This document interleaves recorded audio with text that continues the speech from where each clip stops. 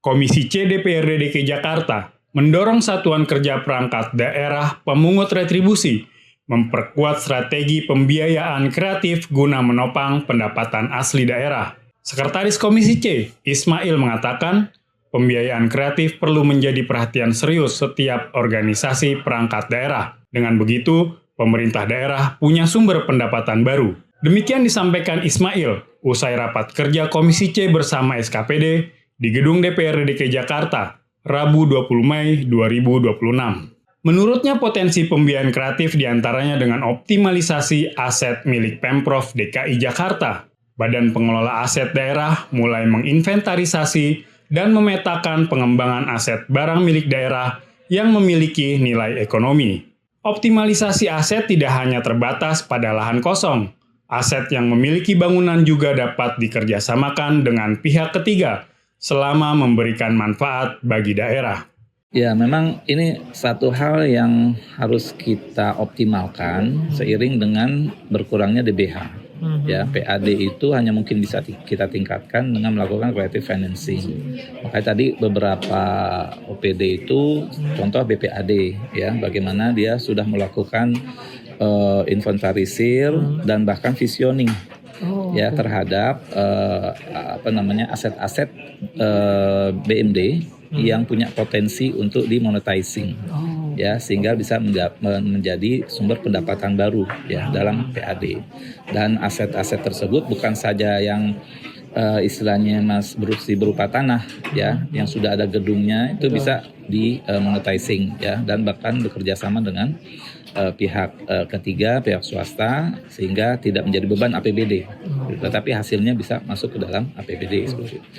Sementara itu, Asisten Perekonomian dan Keuangan Sekretaris Daerah Provinsi DKI Jakarta, Suharini Eliawati mengatakan, mendorong agar OPD mencari skema pembiayaan kreatif untuk membantu kegiatan-kegiatan prioritas tetap berjalan.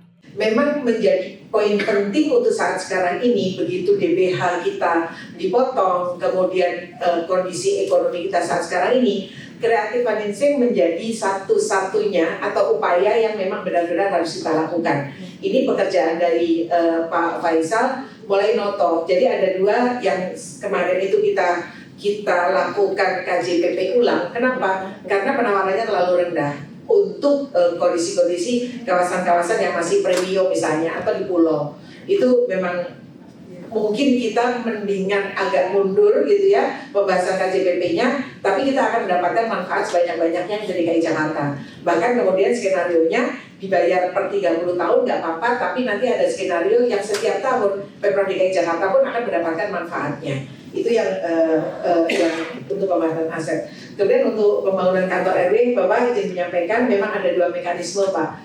Kalau waktu itu anggaran kita cukup gitu ya Pak, APBD kita sehat, fiskal kita mampu, itu memang dianggarkan melalui kantor-kantor wali kota, bahkan camat atau lurah. Nah, untuk saat sekarang ini perkenan kami menyampaikan barangkali ada kawan-kawan yang ingin membangunkan pihak-pihak lain, kemudian menempelkan mereknya, itu diizinkan. Misalnya apa? Misalnya taman-taman yang saat sekarang ini dibangun, itu kan tidak membebani APBD.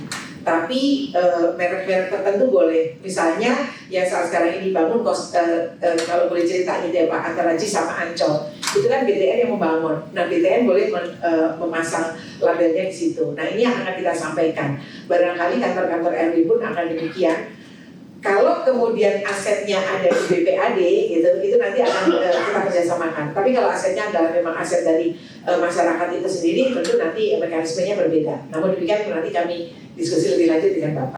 Humas Sekretariat DPRD DKI melaporkan.